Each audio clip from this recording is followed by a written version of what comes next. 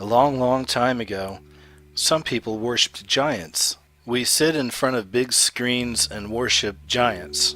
But it's important to explore our idols. It's important to understand where they're coming from, what they're representing, what their intention is, what it is we're actually receiving from them. What Nicolas Cage taught me about demon possession and black magic and the mystery religions and demon possession. Nicolas Cage has his own acting method, and it's called Nouveau Shamanic. It's really interesting reading this article because he calls this the Nouveau Shamanic, or I guess the new shaman, you could say. And of course it's shamanic, a shaman, and that's a member of like a certain tribal society that typically acts as a medium between the visible world and an invisible spirit world. And they'll usually practice magic or sorcery for purposes of healing or divination and even control over natural events. Right here he's talking about his role in Ghost Rider. It's interesting what he says here. He says, Ghost Rider was an entirely new experience, and it got me thinking about something I read in a book called The Way of Word by Brian Bates. He also wrote a book called The Way of the Actor. He put forth the concept that all actors, whether they know it or not, stem from thousands of years ago, pre-Christian times, when they were the medicine men or shamans of the village. And these shamans, who by today's standards would be considered psychotic, were actually going into flights of the imagination and locating answers to problems within the village. They would use masks or rocks or some sort of magical object that had power to it. So it occurred to me, because I was doing a character as far out of your reference point as the spirit of vengeance, that I could use all these techniques.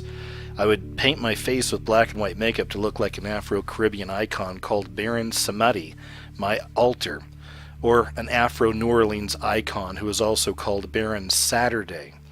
He is a spirit of death, but he loves children. He's also very lustful, so he's a conflict in forces. So I would put black contact lenses in my eyes so that you could no longer see the whites of my pupils, so that way I looked more like a skull or a shark. On my costume, my leather jacket, I would sew in ancient, thousands of years old Egyptian relics and gather bits of tourmaline and onyx, and would stuff them in my pockets to gather these energies together and shock my imagination into believing that I was augmented in some way by them, or in contact with ancient ghosts. I would walk on the set looking like this, loaded with all these magical trinkets, and I wouldn't say a word to my co-stars or crew or directors. I saw the fear in their eyes, and it was like oxygen to a forest fire. I believed I was the Ghost Rider. And it certainly seems right there that he's not so much acting, but having these spirits possess him. Even more interesting, kind of near the end of the article, Nicolas Cage just puts it right out there. I mean, you really don't have to read between the lines on this. He's telling you he was possessed. Right here he says, I think that Ghost Rider's Spirit of Vengeance was mentally taxing, if only because I had to go to a Christmas party shortly after I had wrapped photography in Romania at 2 in the morning as the Ghost Rider. I had a couple of schnapps and I went to the party, and I'm telling you that I had not entirely let go of whatever magic I had been channeling, and all hell broke loose. In fact, I kept saying over and over, Merry Christmas, you a-holes. So right there it is. I mean, whatever magic he had been channeling left him drained, mentally taxed, and caused all hell to break loose at a Christmas party. It makes sense, right?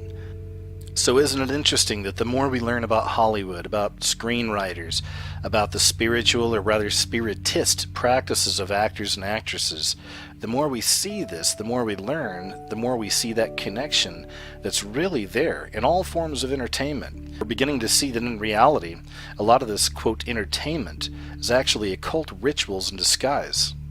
Nicolas Cage on working with Herzog and demons. He says, New Orleans is the birthplace of jazz. It's African, French, and full of magic. The city itself is a character, and it informed my performance. I directed my movie Sunny there, and I wanted to go back. Now, I had some experiences in New Orleans that I don't want to talk about. Let's just say that I knew that returning would put me face to face with demons. So filming in New Orleans could be a disaster, or it could be cathartic and fantastic.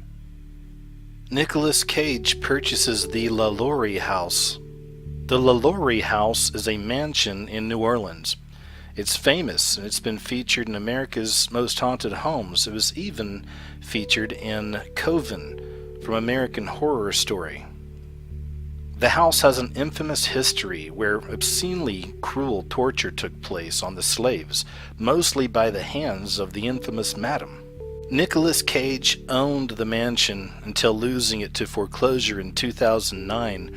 He told the New York Daily News that in addition to the LaLaurie house being a fine architectural specimen, that he was also enamored with its ghostly past. He said, "I'm a child of California and I would go to Disneyland quite a bit. I even consider myself something of a son of Walt, and those memories had an impact on me. One of the greatest memories would be the haunted mansion in Anaheim, in New Orleans Square no less. So for me to have the actual thing was childhood fantasy come true." Nicolas Cage came to set dressed as a demon, literally scaring the crew. The director of Ghost Rider Spirit of Vengeance, Brian Taylor, described the first time Cage showed up as the Ghost Rider. He said he was looking like something terrifying, like something out of Santeria. And for those of you who don't know, Santeria is an Afro-Caribbean religion that combines Yoruba teachings and Roman Catholic elements. A key component of the religion is animal sacrifice. And it's interesting because the director said the first time he showed up as Ghost Rider on set, it was kind of like this silent, creeped out feeling where no one really wanted to say anything. It was just like, whoa, Nick's in a weird place, you know? And it was kind of awesome. I mean, he wouldn't talk. He was very quiet. He had also placed black glass lenses over his eyes, only adding to the creepiness. So here's a picture of Nick Cage with his son. And as you can see, his son is wearing the pentagram on his shirt. But that's not the only time he's been wearing something like that. I mean, as you can see right here, I don't think it takes a lot of reading between the lines or anything to understand where he's coming from. So once again, we find this satanic kind of connection back to Nicolas Cage, right?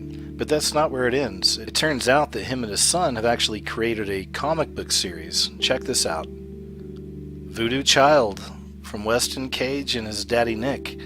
Once again, we find this connection back to Santeria, back to black magic, to demon possession, to New Orleans.